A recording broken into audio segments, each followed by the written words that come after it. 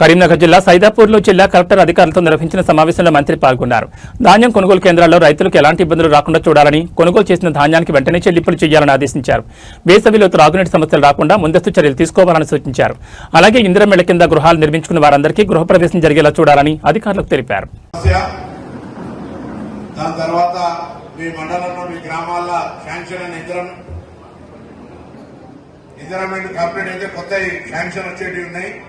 కాబట్టి ఇందిరామేళ్లు తొందరగా శాంక్షన్ అయిన వాళ్ళు కంప్లీట్ చేసుకోక ఇంకా ఎవరైనా స్టార్ట్ చేయకపోతే క్యాన్సిల్ చేస్తారు. అవి అదేవిధంగా త్రాగునీరుకి సంబంధించి చాలా జాగ్రత్తగా చూడాలి. ధాన్యం కొనుగోలు నా బాధ్యత. మీరు ఊర్లలో పాత పద్ధతులనే మంచిగా నిర్మలంగా రైతులకు ఇబ్బంది లేకుండా కొనుగోలు చేసే విధంగా ఇవ్వాలనే ఒక సమీక్ష రివ్యూ అధికారులతో పెట్టాం. అది చేస్తాం.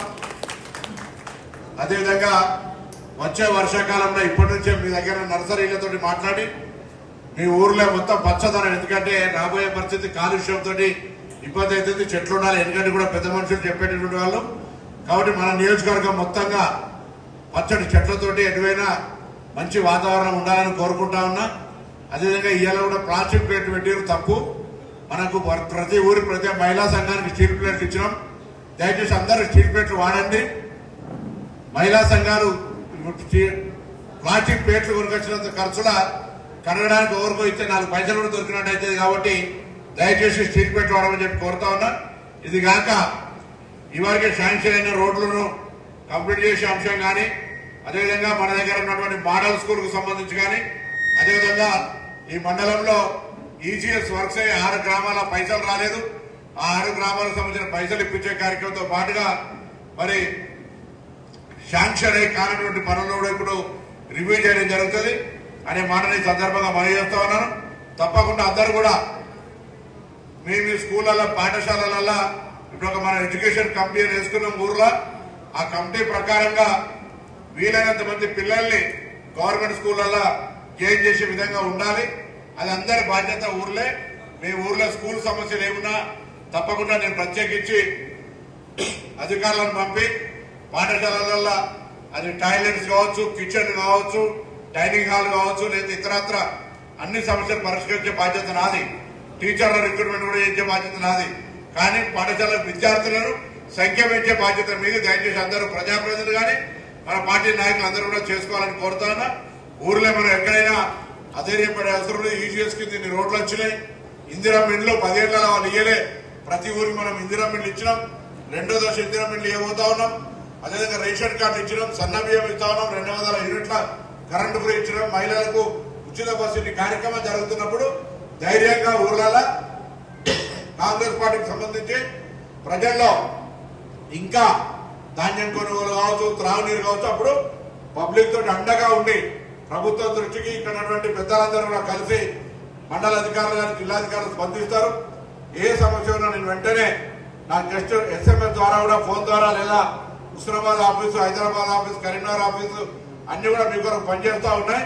తప్పకుండా సైదాపూర్ సంబంధించి ఆ హెల్త్ క్యాంపులు కూడా అన్ని ప్రైమరీ హెల్త్ సెంటర్లో చేర్చుకోవాలని కోరుతూ మీ అందరికి మరొకసారి నా హృదయపూర్వక నమస్కారం. వర్షాకాలం అయిపోయాక ప్రతి ఊరు ప్రోగ్రాం పెట్టుకొని ఇప్పుడు జరిగిన కార్యక్రమాలు ఇంకా జరగాల్సిన కార్యక్రమాల నుంచి రోజుకు 7-8 ఊర్ల చొప్పున పొద్దున ఒక 4 ఊర్లు, సాయంత్రం ఒక 4 ఊర్లు పెట్టి మొత్తం 173 గ్రామాలు తిరిగే కార్యక్రమాలు కూడా మరి ఎండాకాలం అందరికి ఇబ్బంది, పొద్దున్న సాయంత్రం ఎండ దెబ్బలు జరిగే పరిస్థితి. కాబట్టి వర్షాలు అయిపోయిన తర్వాత పాఠశాల కోసం రావడమా, ప్లాంటేషన్ కొరకు రావడము, ఊర్లో ప్రతి ఊరికి మరి మీ ఎమ్మెల్యే మీ ఊర్లో అన్నట్టుగా ఒక ప్రోగ్రాం పెట్టుకొని వీలైనంత సమయం గడిపే విధంగా ఇంతకుముందు కొంతమంది మిత్రులు చెప్పినారు.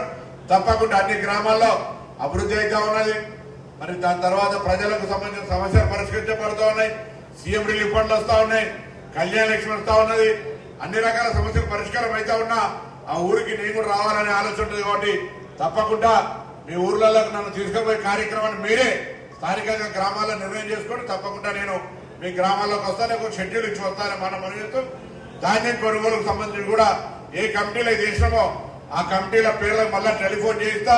అందరూ ధాన్యం కొనుగోలుకు సంబంధించి రైతులకు ఇబ్బంది లేకుండా చూసుకునే బాధ్యత ప్రజాప్రతినిధులు, పార్టీ నాయకులు అనే మాట మనం చేస్తూ అందుకు నేను వెంబడే ఉంటా, అండగా ఉంటా అనే మాట కూడా మనం చేస్తూ అందరికీ నమస్కారం, ధన్యవాదాలు.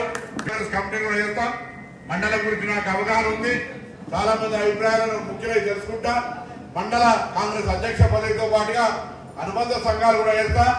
నాకు ఆ స్వేచ్ఛ ఇవ్వండి. నేను తప్పకుండా అందరి ఆమోదంతో ఉండేటువంటి వాళ్ళకి సంబంధించి ఆలోచన చేసి మరి ఏడం జరుగుతుంది అనే మాట ఈ సందర్భంగా మనవి చేస్తూ, తప్పకుండా గ్రామాల్లో కూడా కొత్త కార్యవర్గాల్ని పార్టీ అనుబంధ సంఘాలు వేసుకోవడానికి కూడా ఒక టీం 2-3 పరిశీలకుల్ని వేరే నియోజకవర్గంలో వస్తారు. అక్కడ సౌజన్య గారు ఈరోజు పిసిసి తరఫున పరిశీలకులు వచ్చినారు. వారు కూడా ఇక్కడ అన్ని గ్రామాలు తిరిగి గ్రామాల కమిటీలు ఏం విధంగా కార్యాచరణ తీసుకుంటారు. నిన్ననే గాంధీ భవన్ మీటింగ్ అయింది. ఆర్గనైజేషన్ ఇవన్నీ ఎంత ఉంటాయో పార్టీ ఆర్గనైజేషన్ కూడా అంతే ముఖ్యం. కాబట్టి పార్టీ ఉంటేనే మనం అందరం కట్టుకుంటాం. కాబట్టి ఆ విధంగా కార్యాచరణ జరగాలని కోరుకుంటూ మీ అందరికి నమస్కారం.